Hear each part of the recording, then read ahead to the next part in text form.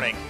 So many friendly faces in this room. It's really great to see so many people who have been so instrumental in this project again.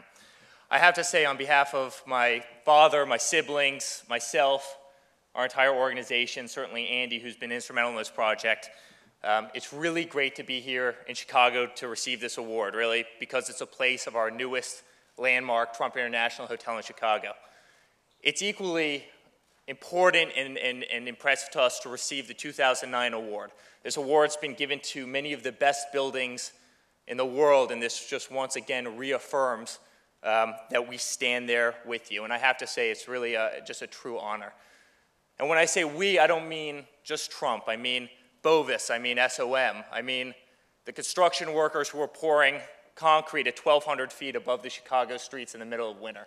On behalf of all of us, we're really, truly honored to receive this award.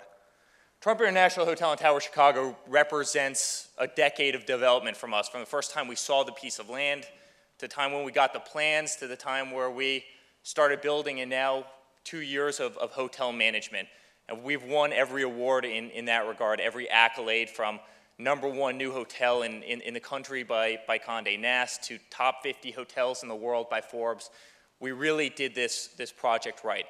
And to us, it's really a pinnacle of where we stand as developers, and really a long lineage of development, from my great-grandfather who started developing hotels in Alaska during the gold rush, to my grandfather who developed 27,000 units in Brooklyn and Queens, although clearly not to this height, to this scale, mainly 30, 35-story buildings.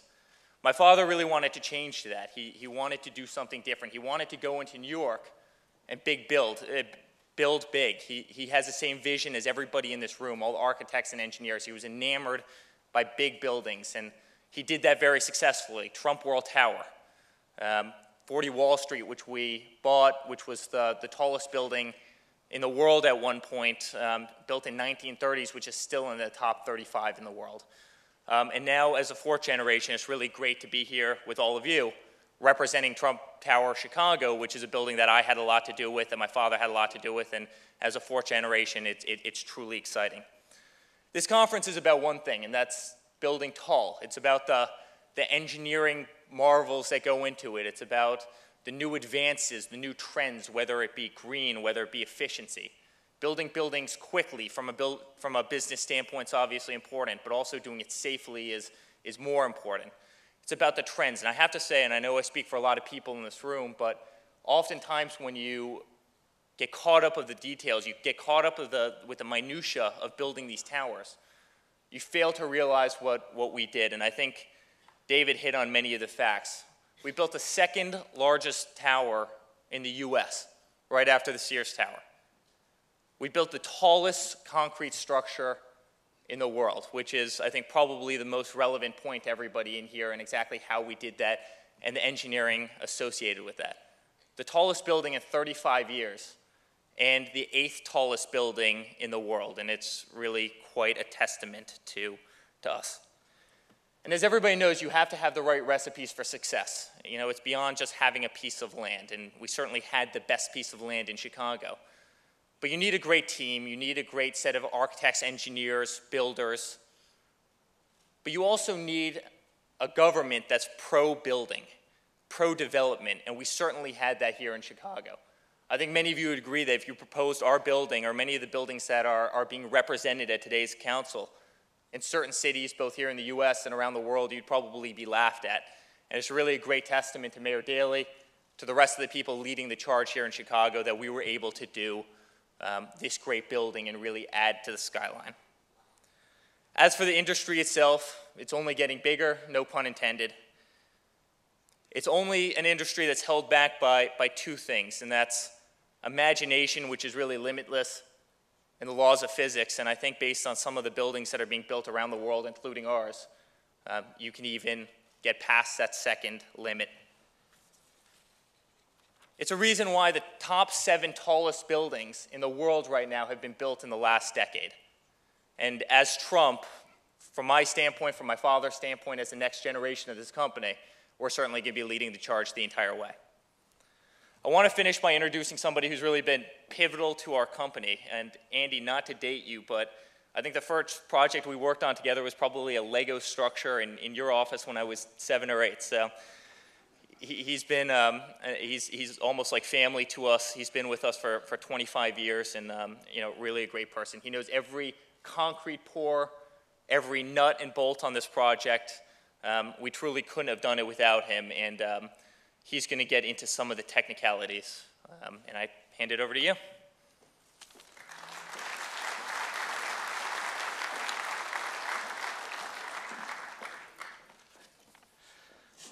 Thank you, Eric.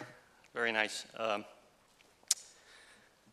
I'd like to welcome everyone here to Chicago, especially those people that come from distant foreign places.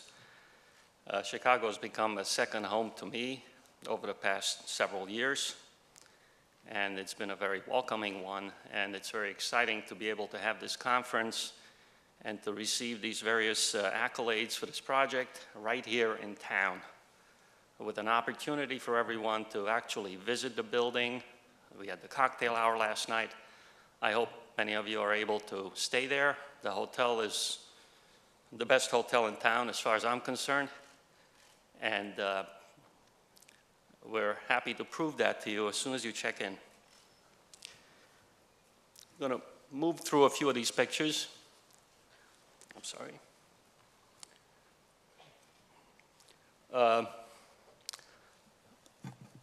I'd like to take two parts to this discussion. First, I want to talk a little bit about the process of developing super tall high-rise buildings as a whole. And then I'd like to get into a little bit more detail about one major innovative element of the process that we implemented here in Chicago, which is an early phased occupancy program, which was really a key element in this development process. Just for the purposes of our discussion, and on an arbitrary basis, I'll define a super tall building as anything above about 80 stories or about 800 feet of occupied space, which basically is probably the top 25 to 30 buildings in the world. There is a distinction between high-rise buildings and super tall buildings, and it may not be obvious to many, but I'd like to focus in on that a little bit. The super tall buildings have a very high visibility and profile. They're always out there. They're a focus of attention wherever they are. They're written about, they're talked about. It is a very important element that if you're going to try to build a super tall building, you have to be prepared for the publicity.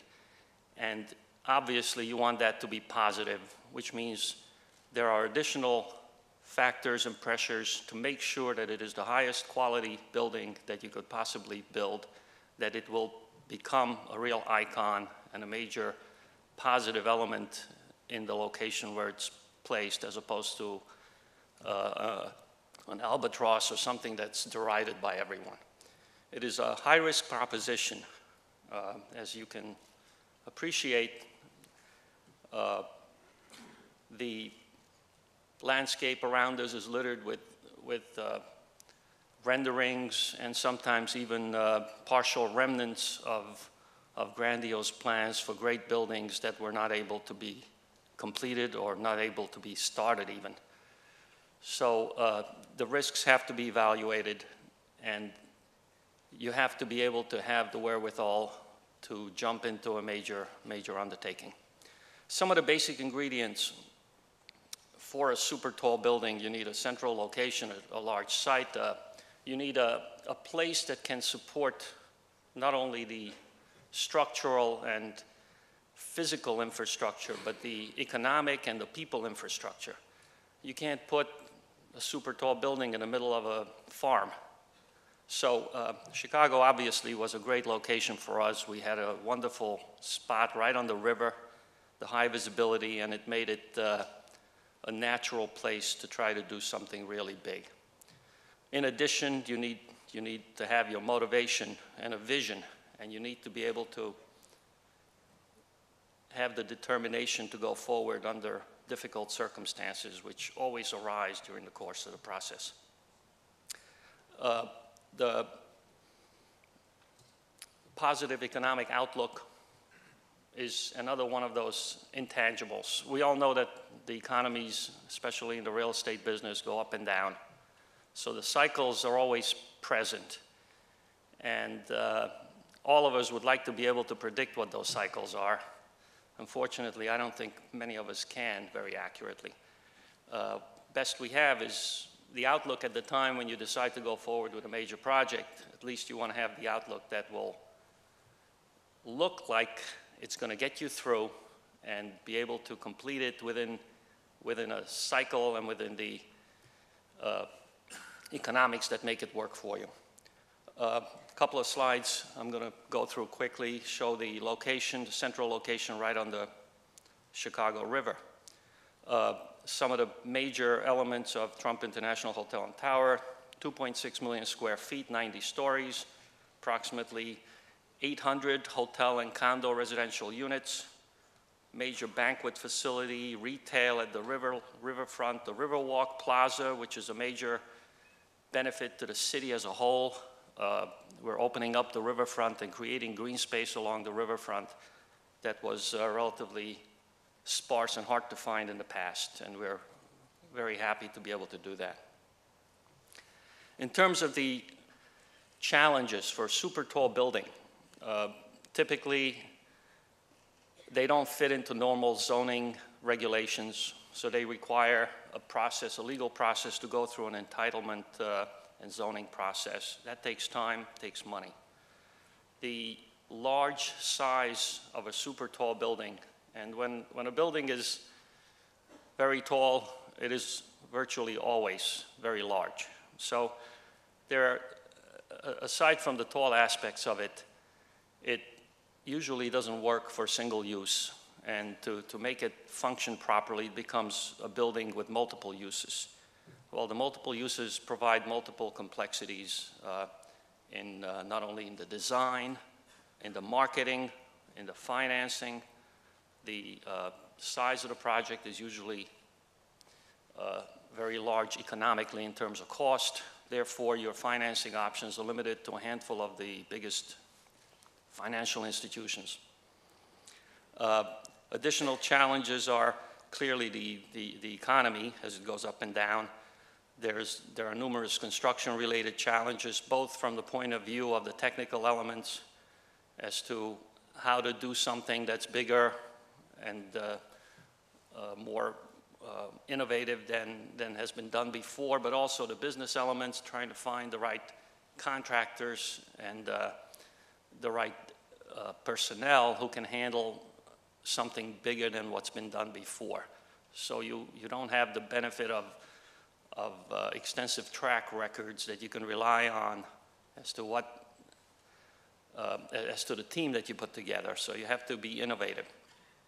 The marketing is many different people, many different products, and they all have to work together. They all have to fit in the building.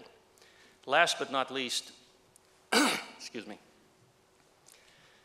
large and super tall buildings are built like any other building. They're built one floor at a time. And when you have a lot of floors, it takes a lot of time. The time is a huge element in terms of financing and economics.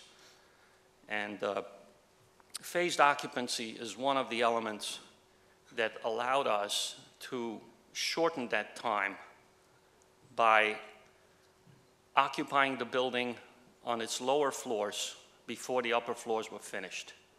And clearly,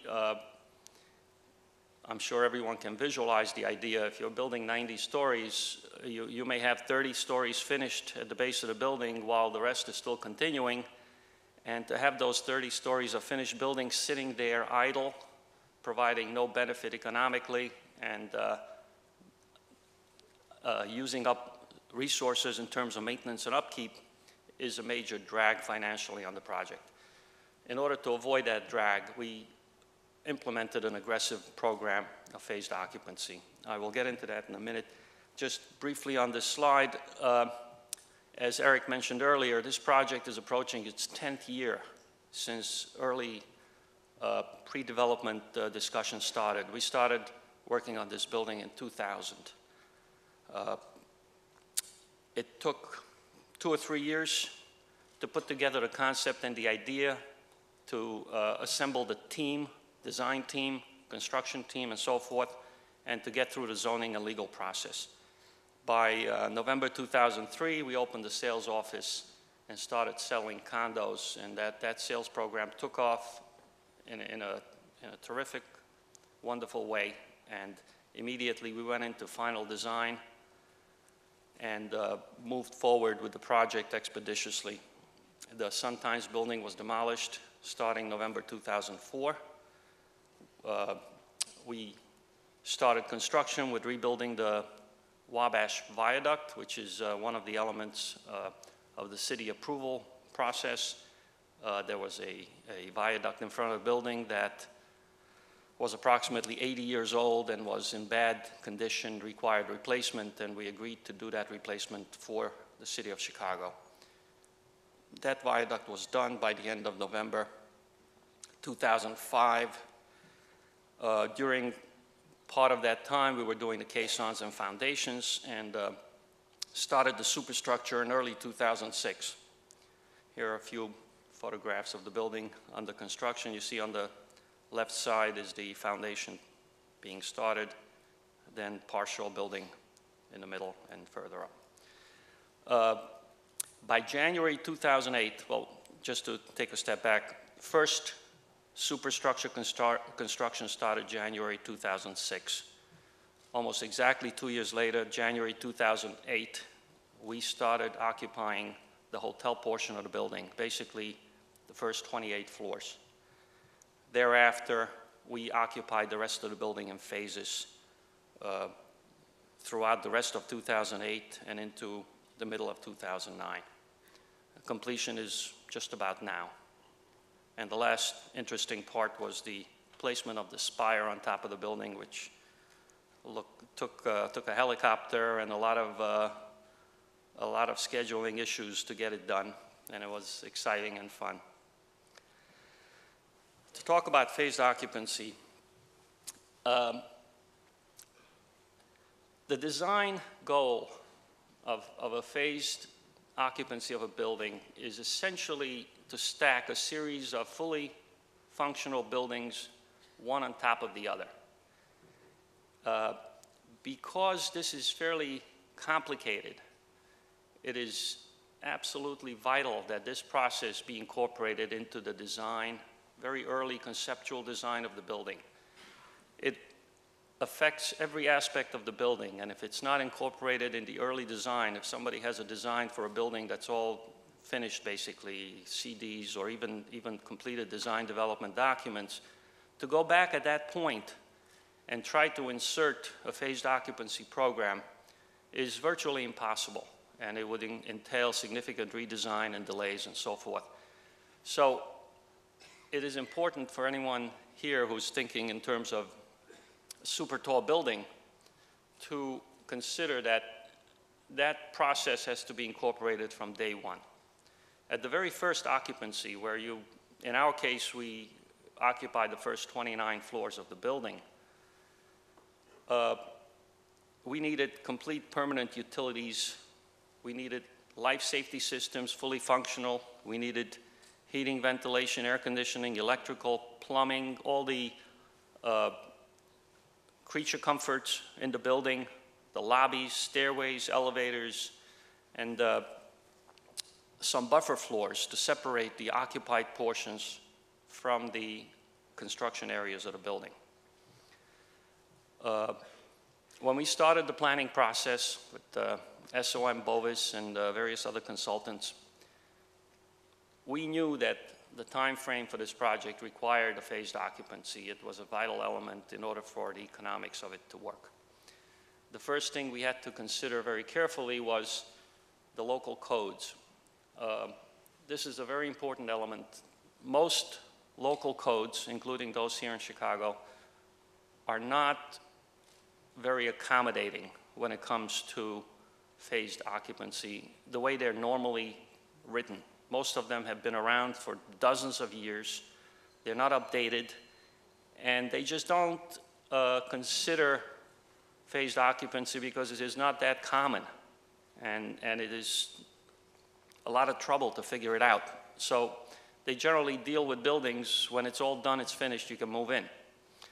So the first thing we did here was spend a significant amount of time in meetings with local code officials here in the city and with our design consultants to identify the areas of concern, to make sure that the concerns of the local authorities were dealt with and they were built in, and that we were able to communicate to them that these issues were being dealt with from the very beginning, to be able to gain their confidence and to have a certain amount of understanding of the process. This process was an ongoing process throughout the design time frame, because as more and more detail was developed in the design, more and more issues would come up, and those issues would have to be brought back to the city and would have to be discussed with city officials, and maybe modifications made to the design and so on. So it was a back and forth process that in the end was successful and very helpful to us, but it was not something that came automatically or in a simple manner.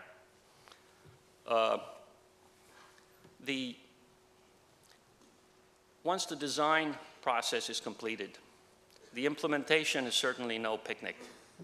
The phased occupancy, again, just the way it permeates the entire design process, it also affects every element of the construction process. So therefore, we had to pay special attention to the setup and management of our construction manager. We had to do a lot of logistical studies. We had to spend time with subcontractors, making sure that they're educated in the process. And we had to focus in and place additional resources into the design and, not the design, I'm sorry, the construction supervision and implementation portion of the project to be able to make sure that all these phased occupancy elements were implemented. As a result, we saved almost a year in terms of first occupancy with significant financial economic benefits. We did it with the city's approval and permission. We proved to the city that it can be done safely, that it can be done well. There were no safety issues. We worked it out where it was a real winner, and we're very proud of that.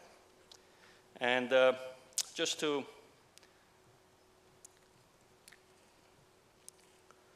wrap up a little bit, here's a picture of our Riverwalk, which we're very proud of. It's almost done. We're going to be opening it up shortly. We hope it's going to be a real gathering place for residents and visitors to Chicago. We're very proud of it. It's a beautiful location. And the building is great. We're very happy with it. The economy is not so great. We're hoping it will improve shortly for us and for everyone else. It's one of those things that we have to deal with, and thank goodness that we have the strength and financial ability to be able to get through it. And again, thank you very much for having me here today.